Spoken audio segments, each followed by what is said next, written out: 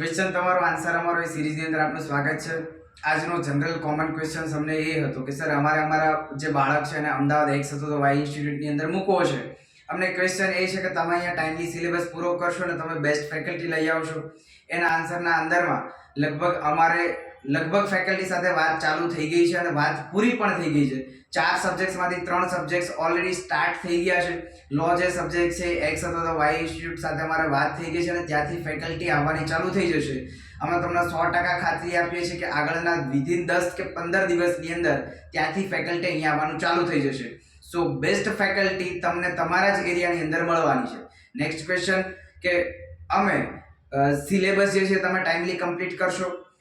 એકદમ fact data ઉપર તમને વાત કરવું છે. લગભગ 18 તારીખથી આપણે આપણું ચાલુ કરેલું 18 તારીખથી આપણું ઇન્સ્ટિટ્યૂટ ચાલુ કરેલુું. આજે 29 તારીખ એટલે ઓન એન એવરેજ 9 કે 10 દિવસ થયા આપણું ક્લાસીસ ચાલુ થયું એને.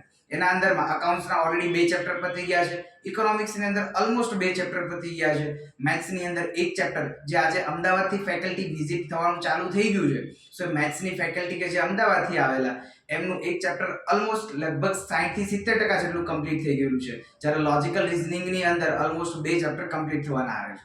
ઓન એન એવરેજ આપણે જોઈએ તો લગભગ એક સબ્જેક્ટની અંદર 10 ચેપ્ટર આવે છે.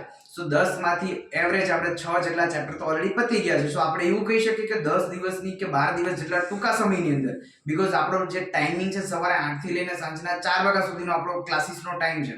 સો આટલા ટૂંકા સમયની અંદર 6 જેટલા ચેપ્ટર આપણે કમ્પ્લીટ કરાવ્યા. લગભગ અમારા ધ્યાનમાં ક્યાંય નથી કે આખા ઇન્ડિયા લેવલે લગભગ અત્યારથી 8 થી 4 નો ટાઈમિંગ હોય અને 5 કે 6 જેટલા ચેપ્ટર કમ્પ્લીટ કરેલા હોય.